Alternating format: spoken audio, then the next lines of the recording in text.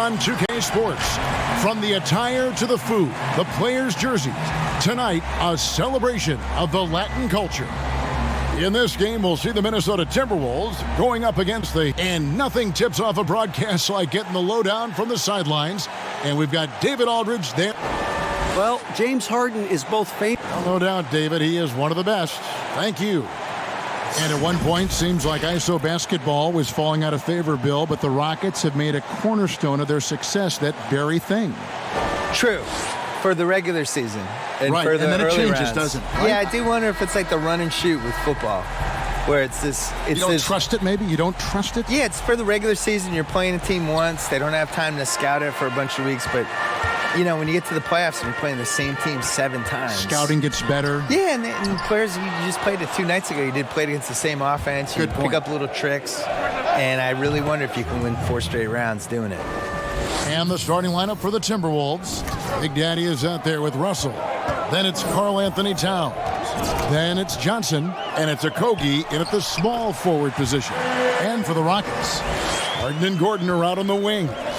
PJ Tucker is out there with Rudy Gay, and it's Westbrook in at the point. Shots good from Big Daddy. Well, the more repetition he gets, the more floor awareness you develop. D'Angelo Russell showing a desire to get his teammates involved. Harden scored the basket, his second of 2 attempts. And once he got to the 10, I think he was surprised to find himself that wide open. And I think defensively, that is not the way you want to start. Giving up high percentage looks, that doesn't typically end well. Rockets have gone 2 of 3 here to start out the game. And now the first timeout called here for the Rockets. And team strategies closely guarded. One aspect of the game the fans aren't always privy to. It's tough to hide your communications. Teams go to great lengths to try to do it, but sometimes to no avail. And let's take a moment to honor the Western Conference Player of the Week, Big Daddy. And you can see how valuable he is to the team with the amount of offense that he generates. Rarely is there a bucket where he didn't have a hand in creating it. Russell against Westbrook. Wow, hammering it in! My goodness, is there anything better than watching Westbrook hammer it home? My goodness gracious, Russell. Buries it from 3-point range. Lights out here, right out of the gate. Perfect 4-4 from the floor. Here's Harden. That's in, and he's now 3 for 3 and looking sharp. 80% from the field to start, playing with a ton of confidence. Bill, it's no secret that your heart lies in Boston. Just what was it like growing up in and around that area? Well, it's definitely the reason I like sports as much as I do, because it's so sports obsessed. A lot of it is cold weather stuff, I feel like, where there's 5 months a year that just stink, and then there's 3 other months that, you know, it's just smoking hot and humid. And so the sports makes everybody kind of crazy because you're crazy anyway. But there's nothing like being in Boston when something good's happening, like Celtics making an NBA playoff run, or the Bruins making a cup run, or the Red Sox in September when the Yankees are coming to town, or the Saturday before a Patriots game. You can kind of feel it as the community of it. That's the difference between here and a place like LA. It's formed you as a professional, right? Absolutely. I mean, yeah. That's a dozen straight points coming off the triple.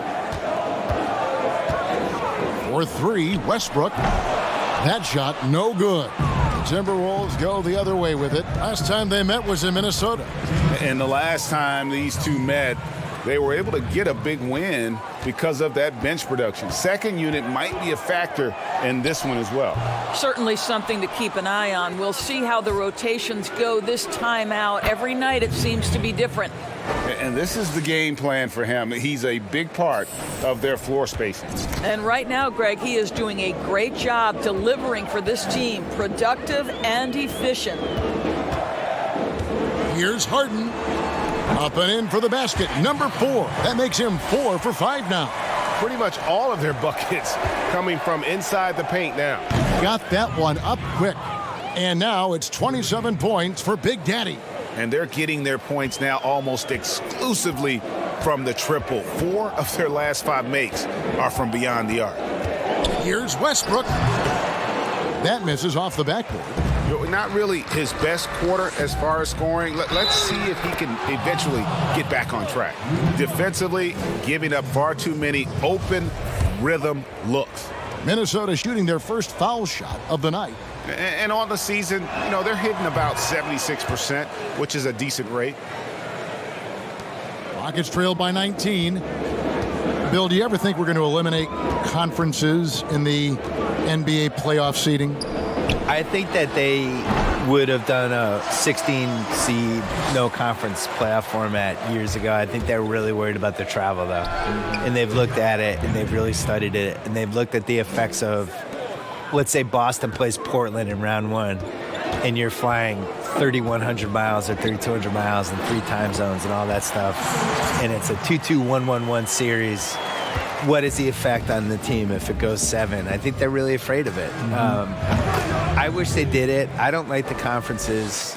I don't really understand them. And over the course of NBA history, they've been really confused by the conferences. I wrote about this in the book of basketball, where we had years where San Antonio was playing in the East for a while, and Baltimore was in the West. Which, go look at a map. Baltimore being in the West is ridiculous. Baltimore was in the West and Philly was in the East, and they're like 50 miles away from each other. Yeah, made no sense. So they've never really 100% figured out the conferences. And I just think the 1 through 16 makes more sense. It would sure be better basketball. It would be better. Yeah. Here's Big Daddy, and another 3 for Minnesota. They're getting a lot of their points outside the paint. 3 of their last 5 baskets are from three-point range. Outside Westbrook to stop the run, and it's good on the way in. Westbrook's got 8 points. I can't imagine the energy expended by Russell Westbrook. Always a threat to score, even when... Yet another bucket. Once again, he's reached the 40-point mark as there has been no slowing him down all season. Well, GA, with all these 40-point performances, he's close to matching the mark for third most 40-point games in a single year. Well, we haven't seen this many 40-point games in a long time. He is close to matching his heiress, Michael Jordan, who scored 40 points an incredible 37 times back in '87. Another miss by Westbrook.